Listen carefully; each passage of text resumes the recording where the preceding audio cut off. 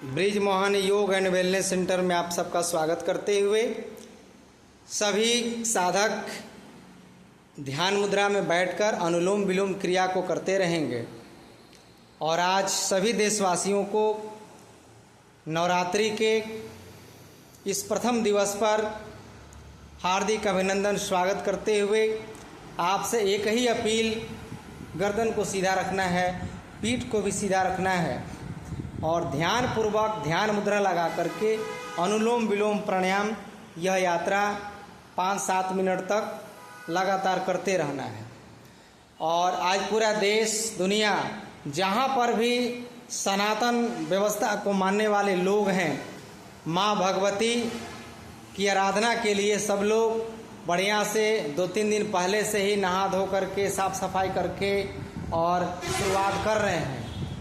तन की सफाई के साथ साथ मन की सफाई की भी आवश्यकता है, शरीर की भी सफाई की आवश्यकता है। यह बहुत बढ़िया मौका है हम लोगों के लिए 9 दिनों के लिए। 9 दिनों तक हम आपसे यही प्रार्थना करना चाहेंगे कि लौकी कल्प करिए। लौकी कल्प का मतलब कि लौकी सुबह दोपहर शाम यानी हर समय लौकी ही लौकी 9 दिनों तक। लौकी में इतनी ताकत है कि आपका दिल दिमाग, आपका गैस कब्ज, आपके मोटापा यानी तन और मन दोनों की शुद्धि करने वाला है लौकी। और उससे माँ भगवती भी प्रसन्न रहती हैं। खूब लंबा करिए, उसका खीर बना के खाइए, उसका जूस बनाइए, उसका सूप बनाइए, उसको आप रायता बना के खाइए, जैसे खाना है खाइए। मैं बार बार लोगों से ही प्रार्थना करता हूँ, भाई अनाज के फेरा में क्यों इतने पड़े हैं, सीधा करिए गर्दन को। लौकी आज से 9 दिनों तक शुरू करिए। हर दिन 1 किलो वजन घट जाएगा। 1 किलो यदि रोज वजन घटाना चाहते हैं नवरात्रि में, क्योंकि पूजा पाठ इसलिए किया जाता है कि साल भर जो गलती किए हम उस पर्व त्यौहार में गलती को छोड़ दें, मुक्त हो जाए उससे और दोबारा गलती ना करें। इसलिए आज हम अनुलोम विलोम प्राणायाम जो कर रहे हैं इसकी विधि को भी एक बार जानेंगे, क्योंकि अभी भी 90% लोग योग प्राणायाम को बढ़िया से नहीं जानते हैं। गाँव में जब जाते हैं तो नाम भी बहुत लोग नहीं सुना है आजकल। तो देखिए, ध्यान मुद्रा लगाना है। पहले तो आपको कोई आसन में बैठ जाना है, सिद्धासन, सुखासन या पद्मासन। फिर बाएं हथेली को ध्यान मुद्रा में लगाना है, अंगूठा और तर्जनी की अग्रभाग को मिलाना है, केहनी को मोड़ के रखना है, पीठ को सीधा, गर्दन भी सीधी और दाहिने हाथ को ऊपर उठा करके तर्जनी को मोड़ देना है और अंगूठा को दाहिने नाक पर रख करके बाएं नाक से धीरे धीरे सांस को भरेंगे। फिर बीच की 2 अंगुलियों से बाएं नासिका को बंद करके आप दाहिने नाक से फिर सांस को छोड़ेंगे। फिर दाहिने नाक से ही सांस को भर के दाहिना बंद करके और बाएं नाक से सांस को छोड़ेंगे। इस क्रिया को अनुलोम विलोम कहते हैं। अनुलोम विलोम करते समय आपका ध्यान कहाँ है, आप सोच क्या रहे हैं, लाभ इस पर निर्भर करता है। यदि आप अनुलोम विलोम करते समय निगेटिव हैं, नकारात्मक सोच को मन में ला रहे हैं या योग के प्रति अश्रद्धा है, श्रद्धा समर्पण नहीं है, निष्ठा नहीं है, तो आपको कोई लाभ मिलने वाला नहीं है।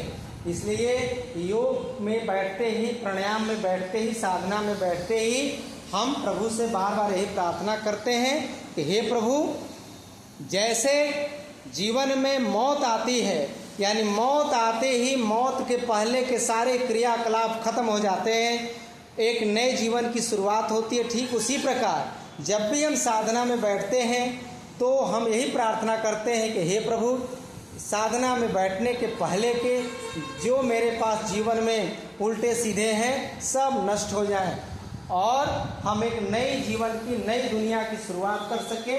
इसलिए अनुलोम विलोम लंबा करिए, डीप ब्रीदिंग, लंबा अभ्यास। प्राणायाम का मतलब ही है कि प्राणों का आयाम, प्राण को कितना बढ़िया से आप ले रहे हैं, कितना बढ़िया से छोड़ रहे हैं, आपके शरीर की आकृति कैसी है, आप हिल डोल तो नहीं रहे हैं, 5 मिनट तक गर्दन को सीधी रखिए, बाल में एकदम बिल्कुल एक बार स्थिर होके करिए, मूर्तिवत।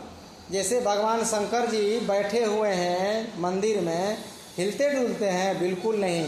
उसी प्रकार हम भी मूर्तिवत होकर केवल सांस की क्रिया हो रही है, शारीरिक क्रिया कुछ नहीं हो रही है। यदि आपके पास कोई आकर के कान भी लगाए नाक के पास तो आवाज़ नहीं आनी चाहिए। कहा गया है शास्त्रों में कि प्राणायाम करते समय नाक के पास यदि रुई का फाहा भी रख दिया जाए तो सांस लेते और छोड़ते समय वो हिलता हुआ नजर नहीं आवे। सोचिए कितना संजीदगी के साथ इसको करना होता है। गर्दन और सीधा रखिए, गर्दन को सीधा रखना है। ये सांचा है। जैसे कोई कुम्हार भाई अपने चाक पर गीले मिट्टी को रख करके और अंगुली वही है और मन में जो सोचता है उसी प्रकार अंगुलियों को फेर देता है और वही मिट्टी, वही अंगुली, वही चाक केवल मन के द्वारा विचारों के परिवर्तन से कभी मिट्टी दिया का रूप ले लेती है, कभी सुराही का, कभी घड़े का, कभी मूर्ति का। इसीलिए कहा गया है कि प्राणायाम करते समय हम लोग ईश्वर रूपी कुम्हार के चाक पर एक मिट्टी के लौंदे के समान हैं। यदि आप इस समय जैसा विचार रखेंगे आप वैसा ही हो जाएंगे। यदि आप बुरा विचार रखेंगे तो आप बुरे विचार की यात्रा में आगे बढ़ जाएंगे। इसीलिए कहा गया है कि प्राणायाम करते समय केवल एक ही विचार मन में आवे कि हे प्रभु, सांस लेते समय सारी शुभ शक्तियाँ, सारी दिव्य शक्तियाँ, हमें आरोग्य प्रदान करने वाले तत्व शरीर के अंदर हवा के द्वारा जा रहे हैं। और जब सांस को छोड़ें तो ऐसा लगे कि सारे विकार, सारी व्याधियाँ हमारे शरीर से, हमारे तन से बाहर निकल रहे हैं। अब यहाँ पर एक बात और ध्यान रखने की है, यदि आपके शरीर में कोई शारीरिक बाधा है, यदि कोई बीमारी है तो उस बीमारी को भी ध्यान करिए। यदि आपको दायां घुटना में दर्द है तो दाएं घुटना पर ध्यान लगाकर अनुलोम विलोम करिए। पूरा ऑक्सीजन पूरा शरीर का केंद्र बिंदु हो जाएगा आपका दाहिना घुटना, यानी जहां पर आपकी समस्या है। यदि सर में तकलीफ है, अनिद्रा है, डिप्रेशन है तो दिमाग पर ध्यान लगाइए। यदि मोटापा है पेट पर या घुटने पर, जंघाओं पर, बाहों में, यानी जो समस्या जिस अंग में है ठीक उसी अंग का आपको ध्यान करना होगा। जैसे शब्द भेदी बाण चलाया जाता था, शब्द को सुन करके बाण चलाया और जहाँ से शब्द आ रहा है वहीं पर जाकर के वो लग गया।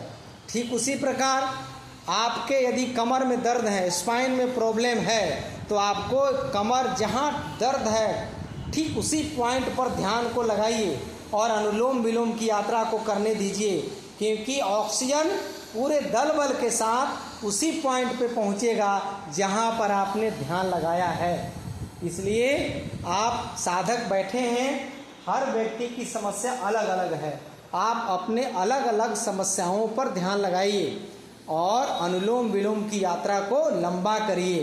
कहा गया है कि अनुलोम विलोम 5 मिनट से शुरू करके कम से कम आधा घंटा करना चाहिए, नहीं तो 15 मिनट तो जरूर करना है। स्वस्थ व्यक्ति को 15 मिनट करना है आजीवन स्वस्थ रहने के लिए।